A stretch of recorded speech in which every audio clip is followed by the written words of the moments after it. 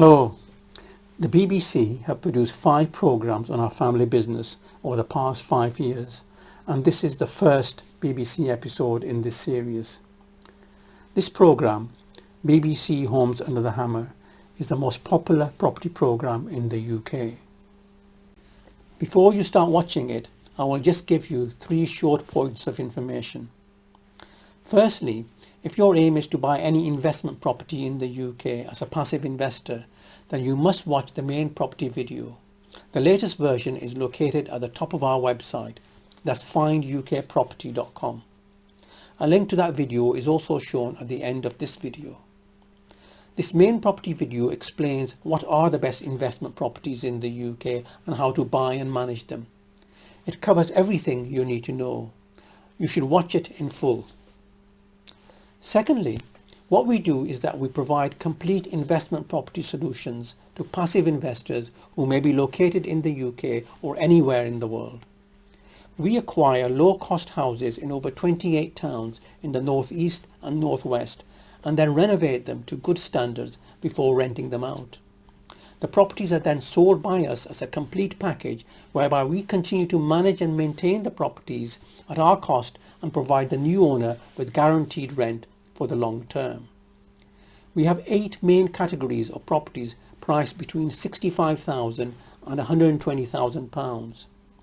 From small 2-bed houses to large 3-bed semi-detached houses with drives and large gardens, and the latest prices are shown on our website. All houses are located in the north and are fully renovated, guaranteed and already rented out to good tenants. Our best value 2-bed houses come with a large lounge, dining kitchen, 2 bedrooms, a family bathroom and rear yard, all for under £70,000 and are fully guaranteed. As demand is higher than supply, our clients first make a reservation and then select the properties several weeks later when it comes to their turn. We are a family business established for 14 years, and as of 2021, we have over 60 directly employed staff, over 1,000 investors, and we are managing over 2,000 houses, all of which we have acquired and then renovated ourselves. We continue to buy and sell about 40 houses each month. We buy most of our houses direct from sellers, but in about 10% of cases, we do also use auctions, like in this BBC episode. Finally, this particular episode is around 5 years old. It relates to the renovation of a large 2-bedroom terraced house in the town of Burnley in East Lancashire, about 25 miles north of Manchester. The BBC production team followed our progress from buying the property at auction to full renovation and subsequent assessment. Myself and my daughter Rafia, who was in charge of renovations at that time, fronted this episode, and after renovation the property was rented out. The property was selected by and transferred to one of our investor clients, and we continue to manage it for them under our net guaranteed rent system. This video was filmed in 2017 and 2018, so the prices are out of date. Current prices are much higher. The main presenter of this episode is the ex-England footballer Dion Dublin. Here is the episode.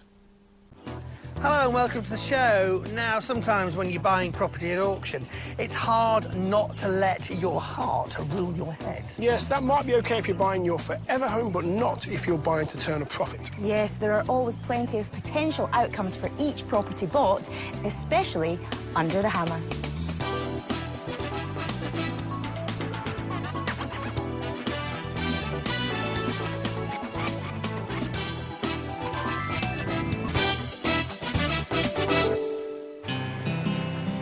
Off to Lancashire and the market town of Burnley, which has excellent links to Manchester and Leeds, but also has some lovely countryside on its doorstep. Burnley is also key in the manufacturing and aerospace sector. All good points for anyone looking to buy a property. So we're 2 miles east of the centre of Burnley. The M65 motorway isn't too far away, and there's 2 train stations only a 10-minute walk away. So the location is very good of our property that we're here to see.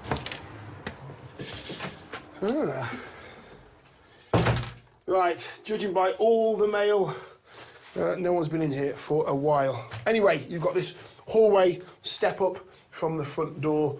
You've got those really nice, high sort of ceiling as you come through this really narrow passageway. There are your stairs going up to your bedrooms, and then you're hit by this first reception room. And what hits you after that is the stains on the floor.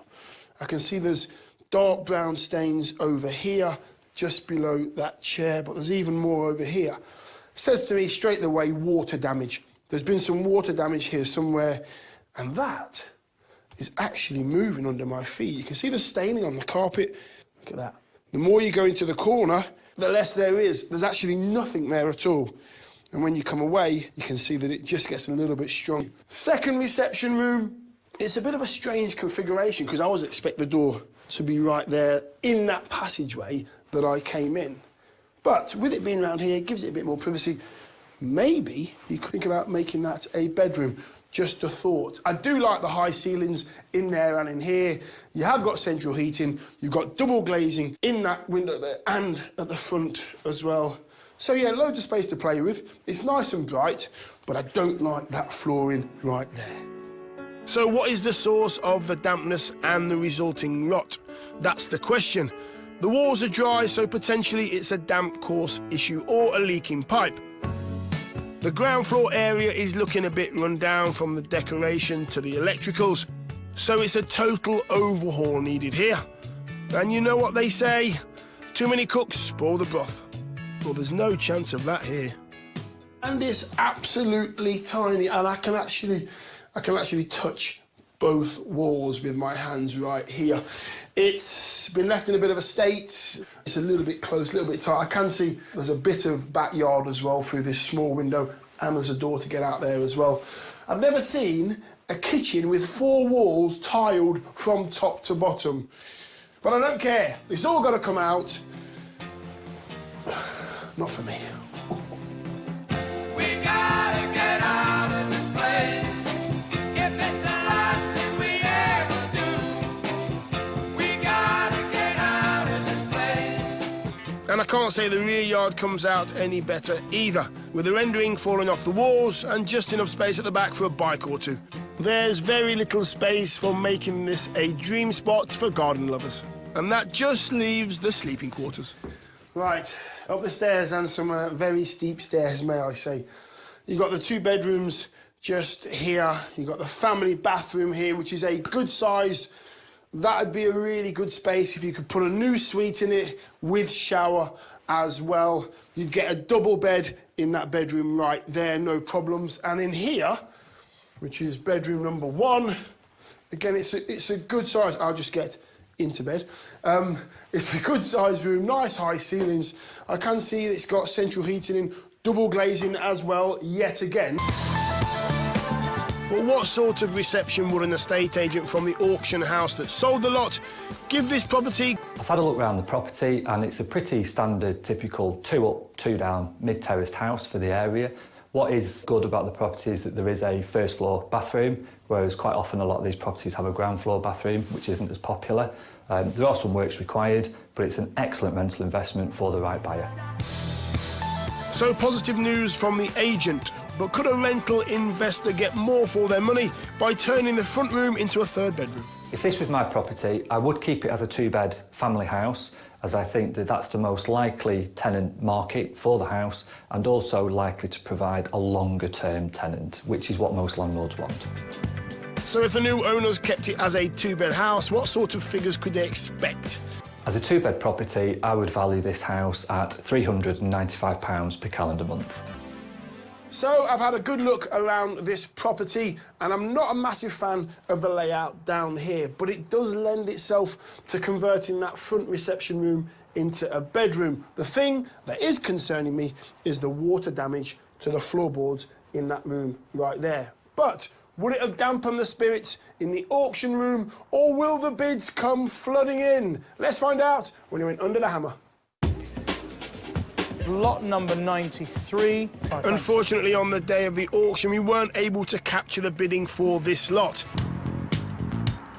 Tariq and his daughter Rafia have a family business dealing with property, and this was just one of many purchases. Another one bites the dust. Another one bites the dust. And as the dust settled, I met them back at the house to find out more. Rafia, nice to meet you. Nice to meet you. Tariq, nice to meet you. Tell me why you bought this property. Well, it's part of our business. What we do is we acquire properties, we renovate them to a good standard, we rent them out, and then we sell them to investors, mainly from London, but also investors overseas. And we provide all the after-sales services and giving them a guaranteed rent, looking after the maintenance, looking after the management. Is everybody involved? Everybody's involved. So my daughter Rafia, she does the renovations. My son Hashim, he's mainly involved with the buying. And my other daughter Sadia, she does the selling. I love that. That is unbelievable. So you taken all your dad's knowledge and taken it forward? Yes, so I mean, I look after the renovations and general operations of the business. So we've got over 20 staff. And so I look after all of that area as well. And I personally oversee any house that we renovate. Well, the family have this wrapped up for sure. Buy, renovate, sell to clients, and then manage the properties. Currently, they are looking after a staggering 850 properties built over 10 years. We know the area. This is our neighbourhood. We have about 13 properties already in this neighbourhood. So we know it's a good neighbourhood. We assume the worst. And we said, well, on the basis of that, what are we prepared to pay? And in fact, we actually got it lower than what we expected to pay. Yeah, it needed more work than we expected, but it was okay. To the family, this is just another home to sell on, but first it needs some work. They have a team of builders constantly working on all their other projects and reckon a 6 to 8 week timescale should have this place up and running. Rafia has to assess if the plumbing and electrics have to be replaced, plus checking out if the roof is secure and watertight. And then it's on to replacing the rotten floorboards and ordering a new bathroom suite and kitchen, then redecorate from top to bottom, wall to wall. They're aiming for a certain quality that makes good business sense. We take a lot of responsibility for the property, so when we renovate well. So we look at everything and then we spend quite a bit of money on it because ultimately we are responsible for the management and ongoing repair. So we are interested in the long term of these properties. Tariq and Rafia plan on spending up to 15 grand renovating this house. But wouldn't this property be a lot more attractive financially having a third bedroom at the front? I think here the rental demand is sort of couples and small families, and this type of a house is suitable for a 2-bedroom, and people want more space downstairs. So we'd probably keep it as 2 lounges and a kitchen and 2 bedrooms upstairs. Well, they know their business model and they know the area. My father came in 1958. He settled in Blackburn, and we were all sort of from here. We went to school here, went to university here. So You've got to be careful, Tariq. Some stage they're going to want to take off you. well, actually, it's not. When you come to a certain age, that's what you want them to do because you want to take it easy, don't you? And that's my aim, really, to try and get them to do more and more work so I can take it a bit easier. There you go. You see, she can't wait for that to happen. It's already happening. Listen, I hope it works out, and don't forget he's the boss. Good luck, Rafia. Thank you. Good luck to you. Thanks very much. Thank you. Thanks.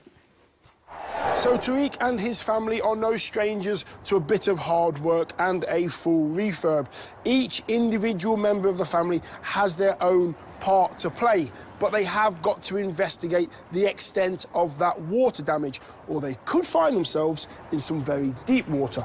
You can find out how they get on later in the programme. Now, earlier in the show, we saw how one of our properties got on, but there's 2 more. Are they whistling a happy tune or are they whistling in the wind? Well, it is time to wait no longer. We're back in Burnley, where I'd seen this 2-bed mid-terrace, but my spirits were dampened by a particular soggy floor. It's actually moving under my feet. You can see the staining on the carpet. Look at that. The more you go into the corner, the less there is. There's actually nothing there at all.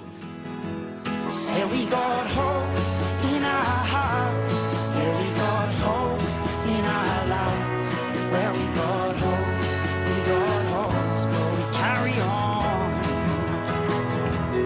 But that didn't deter Rafia and Tariq, who bought this as part of their growing family business.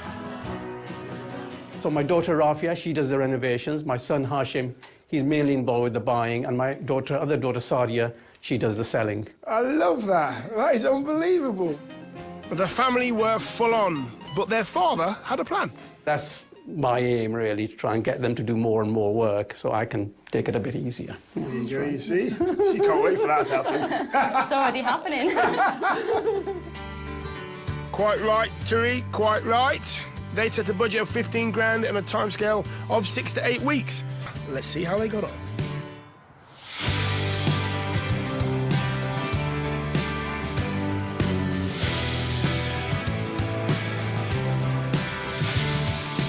This place is looking good. Over to Tariq and Rafia to tell us what they've done. So one of the first things was sandblasting the front and the rear to the property. We did have a shed in the rear of the property, and we just demolished that and sorted out the walls behind that. Once we had done all the external works, we moved internally. We started removing the wallpaper. We found that the plaster was crumbling and it wasn't in good condition, so we had to hack that all off to brick and re-plaster and re-skim most of the property. So all the electrics are up to date. We've got 2 double sockets per room, and all the lighting and fixtures are up to date and compliant. With regards to the plumbing, brand new heating system, brand new boiler has gone in, and brand new radiators. It's nice to see how, you know, when you strip everything and you put new carpets, new plastering, new decoration, it looks like a brand new house now. We would call this an average spec for this type of house. We could have done it cheaper and at a lower spec, but because we're looking for long-term tenants and good tenants, we want to get it a bit better than average. As well as all that, they've taken the time to add a completely new bathroom suite and a whole new kitchen. Both of them looking very nice. What happened to the rotten floor, though? So one of the first things that we had to do was obviously assess the woodwork and rip out what was mostly rotten, and anything that was remaining just treat it and then put new floorboards in. Knowing the market as they do, they've kept this as a 2-bedder rather than trying to squeeze a third in at the front. The demand for 3 bedrooms in this area isn't quite high, and we thought it'd make a nice 2-bedroom with 2 lounges. So we put a doorway into the corridor and made it into 2 lounges, and I think this would be suitable for renting out as a standard 2-bedroom. They did only take 6 weeks to complete the works, but they did have a delay before starting. At the moment, we've had about 60 properties which are what we call work in progress. You know, they're in that process of having just been bought and then being assessed, renovated and being rented out before they're sold. The original renovation budget was set at 15 grand and they've spent just under £18,000. So are these business-headed people okay with that? Normally, this type of property we'd be looking to acquire for about 35 to 38,000 and spend 15,000 on it.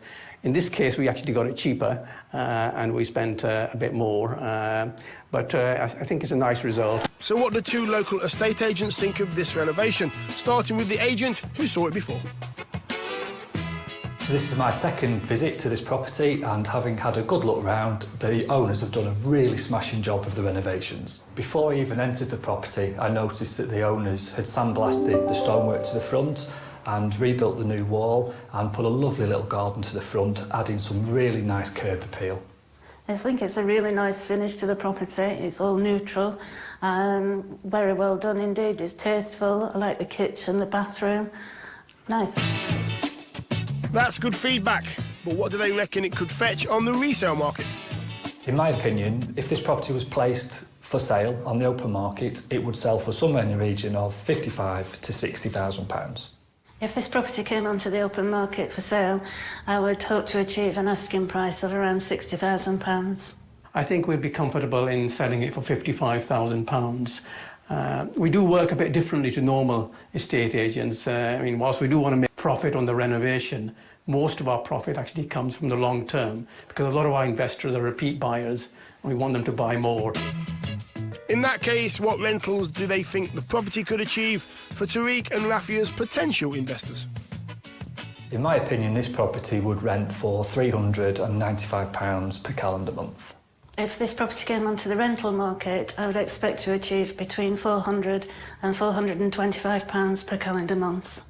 I think it's important for us to get good long-term tenants, and quite often we set the rent just below the market so that we can choose the right tenant. So we'd actually be quite happy with around £370 per calendar month, and I think we will get a good tenant who'll stay the long term and look after the property. So if Tariq and Rafia sell the property to an investor for 55 grand, the investor would make an 8% yield before any management charges. And it sounds like there is enough business to keep them going. We're buying and selling about 30 properties each month, and in work in progress at any one point in time there's about 60 which are being worked on at various stages. So we are quite busy. Every auction property has a story behind it. Yes, and they can be short stories or epic tales. We love them all. Yes, indeed we do. So join us here again next time on Homes Under the Hammer. Bye-bye. Bye-bye. If you are interested, then please visit our website, watch the main property video in full, and complete any inquiry form. You will get brochures and more details, and one of our staff will call you to understand your needs and answer your questions. You can provide your ID and get a draft reservation agreement to see the full terms. After this, you can also have a Zoom video meeting with myself or one of the senior staff to explain your requirements and cover any remaining questions. Please visit our website at findukproperty.com now. Thank you. Or you can continue watching one of these videos. Either select the main property video that covers everything you need to know about UK property investment. It is divided into 4 sections, and I recommend you watch all of them. Or select one of the BBC TV videos. This is one of 5 BBC programmes produced over the past 5 years on our family business. Thank you.